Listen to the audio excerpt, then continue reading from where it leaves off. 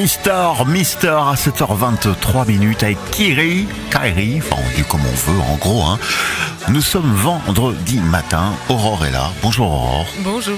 Bienvenue, je pense que c'est la dernière de la semaine et que si tu respectes tes habitudes, on va répondre à une question existentielle.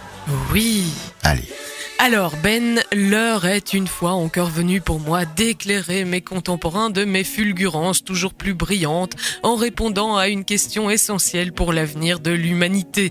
Oui, enfin bon, ne nous emballons pas, c'est surtout l'occasion pour moi de m'amuser un peu, je l'avoue, en espérant ne pas atteindre malgré tout le degré de bêtise et de vacuité auquel nous sommes tous si souvent exposés.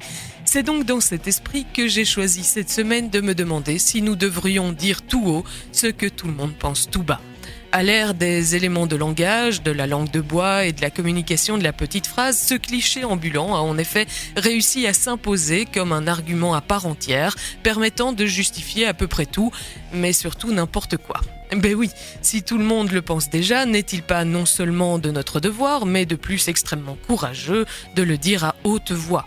C'est que si on le pense tout bas, c'est forcément que ça doit être dangereux de l'exprimer publiquement, ou pire encore, qu'il s'agit d'un tabou qu'une partie infime mais dominante de la population fait peser sur tous les autres, restreignant ainsi notre si précieuse liberté d'expression. Du coup, la question ne se pose même pas, non ? Bien sûr qu'il est nécessaire d'offrir enfin un porte-voix aux pensées de tout le monde.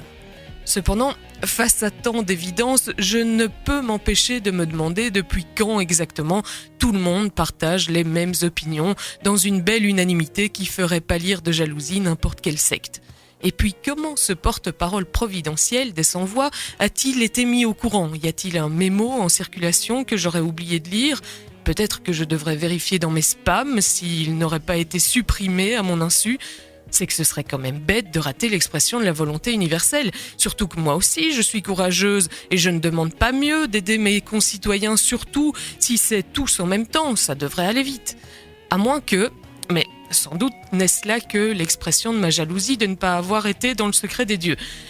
Mais si ces pensées étaient jusque-là tues, se pourrait-il que ce soit parce qu'elles méritaient de l'être et que leur permettre de s'étaler au grand jour ouvrait la porte à nos passions les moins nobles ? Si tel était le cas, sans doute pourrions-nous reconnaître alors que non, nous ne devrions pas dire tout haut ce que tout le monde pense tout bas et que ceux qui avancent ce genre de pseudo-arguments ne sont peut-être pas les plus dignes de confiance.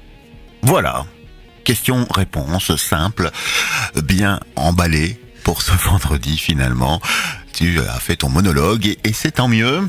Un bon week-end à toi. À vous aussi. À vous aussi. Wow, je m'adresse aux auditeurs, oui, au monde. Mais oui. Merci.